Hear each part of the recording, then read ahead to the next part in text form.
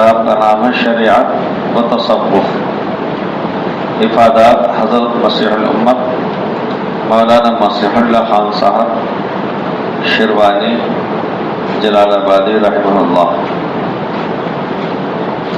اصل کتاب سے پہلے ان کے مختصر احوال اس میں تحریر کیے گئے ہیں جو ڈاکٹر محمد ضیاء الدین صاحب مظاہری نے تحریر فرمائے۔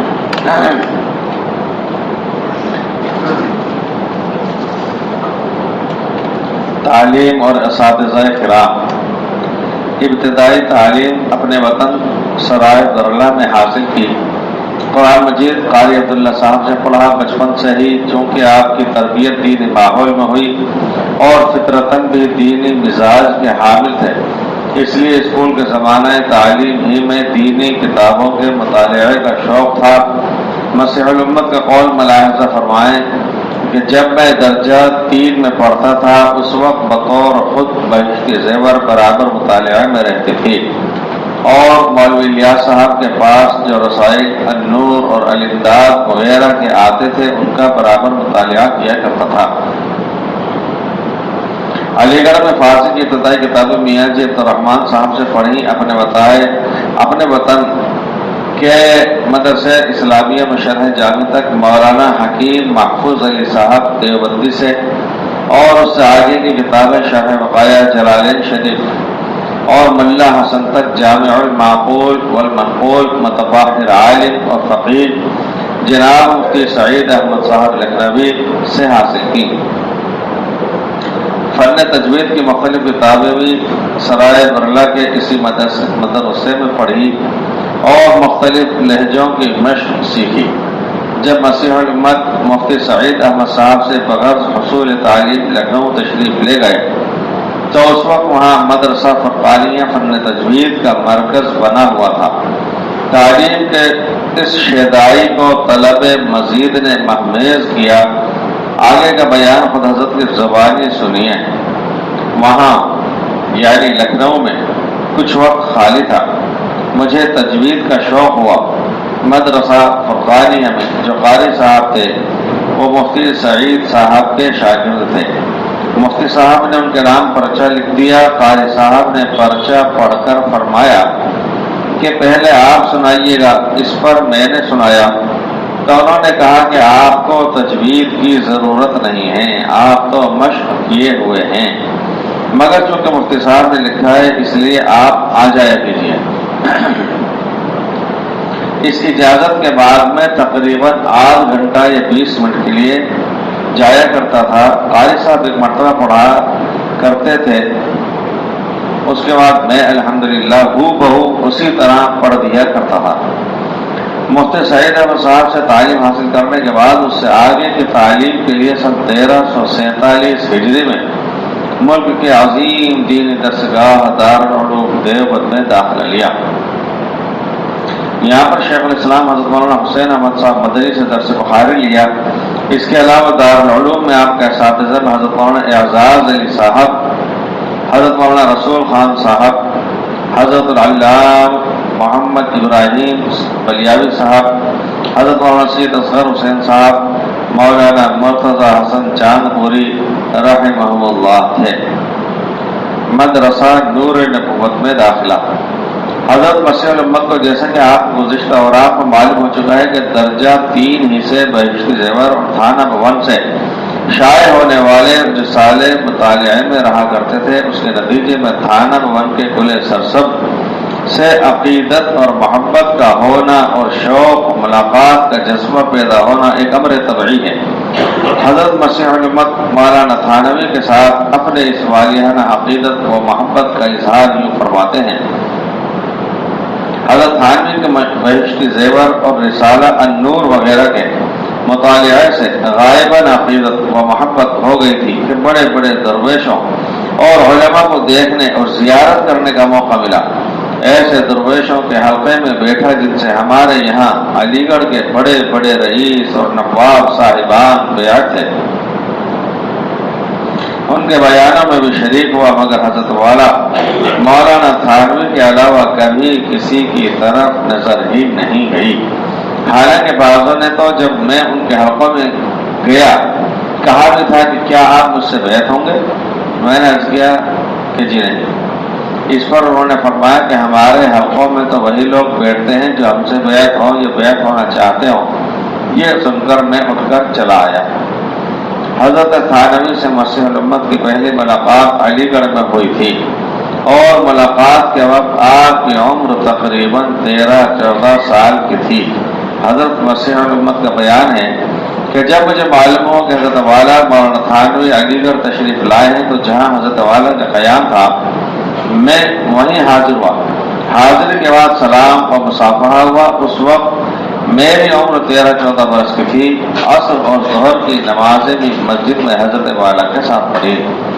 سن 1347 ہجری میں جب مسیح الامت دارالعلوم دیوبند میں علم نبوت حاصل کرنے کے لیے داخل ہوئے تو اسی سال نور نبوت سے مستفیض ہونے کے لیے دار نبوت میں بھی باقاعدہ داخلہ لے کر علمی اور عملی درسگاہوں دونوں درسگاہوں سے روح و جسم کو غذا دینے میں مصروف ہو گئے۔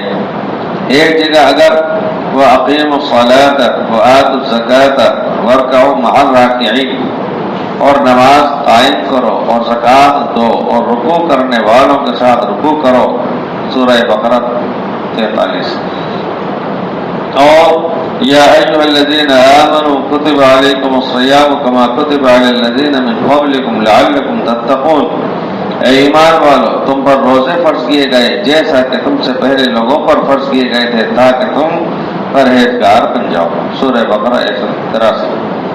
اور للہ علی الناس حج البیت من استطاع الیہ سبیلا، اور اللہ کے لیے لوگوں پر اس گھر کا حج کرنا فرض ہے اس شخص پر جو وہاں تک پہنچنے کی راہ پا سکے۔ آل عمران 97 کا درس لے رہے تھے تو دوسری جگہ یا ایھا الذین آمنوا اصبروا، اے ایمان والو صبر کرو، اور یا ایھا الذین آمنوا کلوا من طیبات ما رزقناکم واشکروا للہ ان کنتم ایاہ تعبدون، اے ایمان والو جو پاک چیزیں ہم نے تم کو دی ہیں ان میں سے کھاؤ اور اللہ کا شکر ادا کرو اگر تم خاص اسی کی عبادت کرتے ہو۔ اور قد افلح من زکاہا وقد خاب من دساہا، بے شک جس نے نفس کو صاف کیا کامیاب رہا اور جس نے اس کو میلا کیا ناکام رہا۔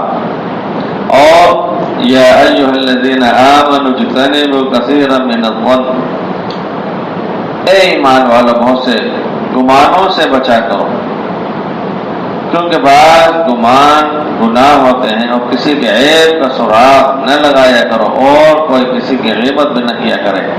کیا تم میں کوئی اس بات کو پسند کرتا ہے کہ اپنے مرے ہوئے بھائی کا گوشت کھا لے؟ اس کو تو تم ضرور برا سمجھتے ہو، اور اللہ سے ڈرتے رہو، بے شک اللہ تعالیٰ بڑا توبہ قبول کرنے والا مہربان ہے۔ اور یوم لا ينفع مال ولا بنون الا من اتى اللہ بقلب سلیم، اس دن مال اور اولاد کام نہ آئیں گے مگر جو شخص اللہ تعالیٰ کے پاس سلامت قلب لے کر آیا کا سبق سکھایا جا رہا تھا۔ اسی طرح مسیح الامت سن 1351 ہجری میں دونوں درسگاہوں سے ایک ساتھ سند تکمیل سے سرفراز و کامران ہوئے، اور مرشد کامل نے تحریری طور پر اجازت بیعت برحمت فرمائی اور اپنے ان 11 مخصوص خلفاء کے ناموں میں مسیح الامت کا نام بھی تحریر فرما دیا، جن کے بارے میں مرشد اعظم نے تحریر فرمایا تھا کہ اپنے چند مجازین کے نام لکھتا ہوں، اپنے چند مجازین کے نام لکھتا ہوں جن کی طرز تعلیم پر مجھے اعتماد ہے، ان میں سے جس سے چاہیں اپنی تربیت متعلق کر لیں۔ حضرت مسیح الامت کو اللہ تعالیٰ نے حکمت و تدبر کا اعلیٰ مقام و مرتبہ عطا فرمایا تھا، نیز علمی، ادبی اور اجتہادی شان سے بھی نوازا تھا۔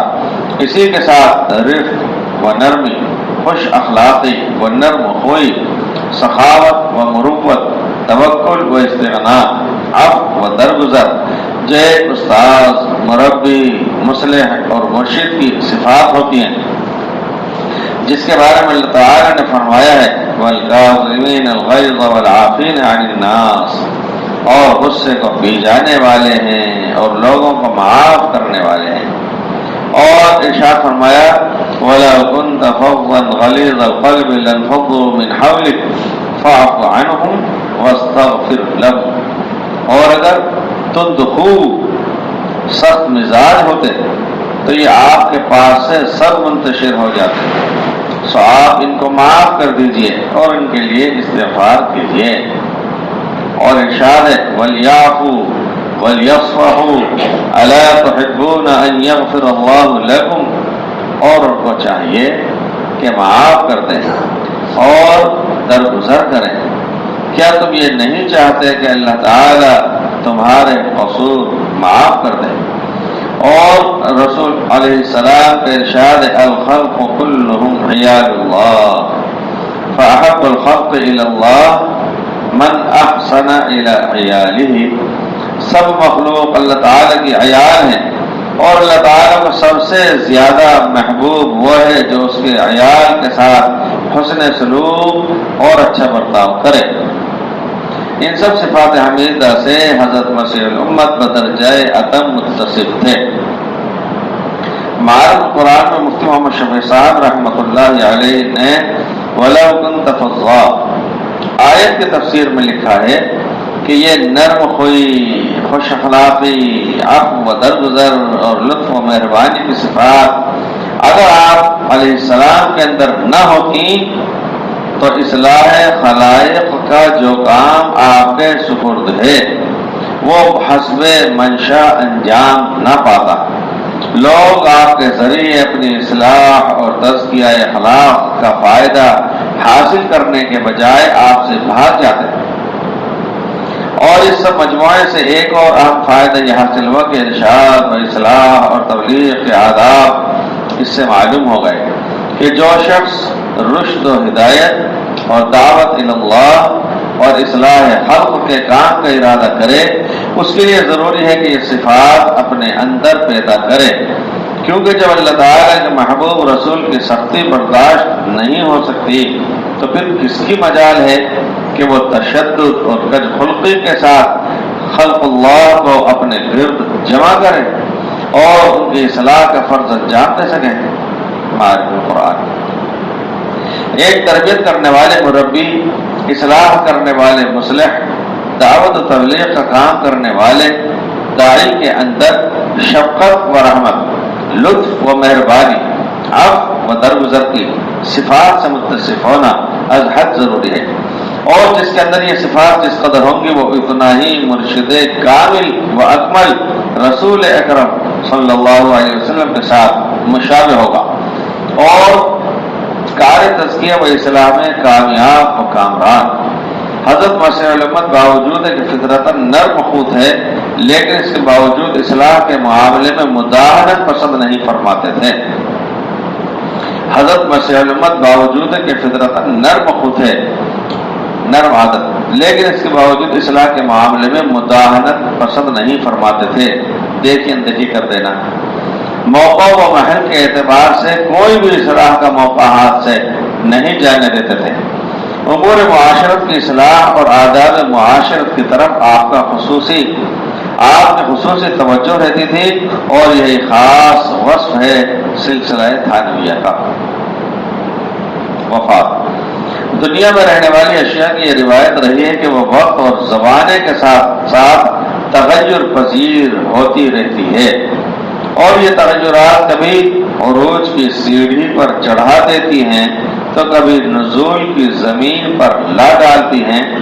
بالکل ایسے ہی ہر ذی روح کے اندر قوت، طاقت، صحت، تندرستی، کمزوری کا ایک عنصر ہے جو زمانے کے ساتھ بدلتا رہتا ہے۔ حضرت مسیح الامت ان فطری تغیرات سے متاثر ہوئے اور بالآخر بیماری، ضعف و کمزوری بڑھتی گئی اور احسان، سلوک، معرفت کے سورج کے غروب ہونے کا وقت قریب آ گیا اور 17 جمادی الاولیٰ 1413 ہجری مطابق 13 نومبر 1992 کو جمعے کی رات اسم اعظم اللہ کی آواز کے ساتھ دار بقا کی طرف کوچ کر گئے۔ انا للہ و انا الیہ راجعون۔ جلال آباد ضلع مظفر نگر میں مدرسہ مفتاح العلوم کے قریب قبرستان میں آپ آسودہ خواب ہیں۔ اس عظیم مصلح و مربی و مرشد کے فوت ہو جانے سے عالم اسلام میں ایک خلا محسوس کیا جانے لگا۔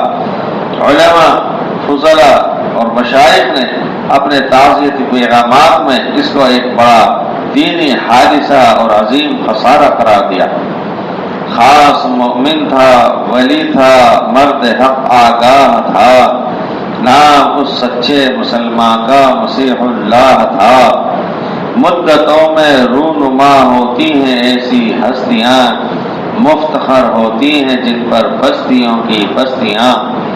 زیر نظر کتاب شریعت و تصوف اسی مرد کامل، مرد حق آگاہ، شیخ المشائخ، عارف باللہ شخصیت کی تصنیف ہے۔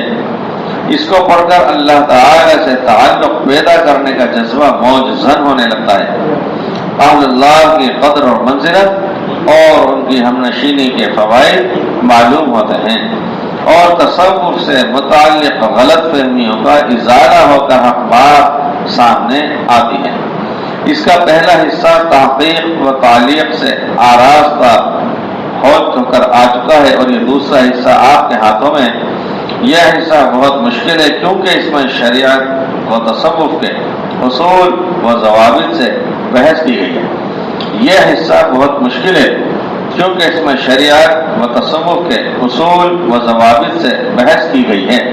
کتاب کی اصلیت کو برقرار رکھا گیا ہے، البتہ کہیں کہیں مشکل الفاظ اور جملوں کی تسہیل بین القوسین کی حاشیے میں کر دی گئی ہے، اور بعض فارسی اشعار کا اردو میں ترجمہ کر دیا گیا ہے، جس سے انشاءاللہ استفادہ اور افادہ آسان ہو جائے گا۔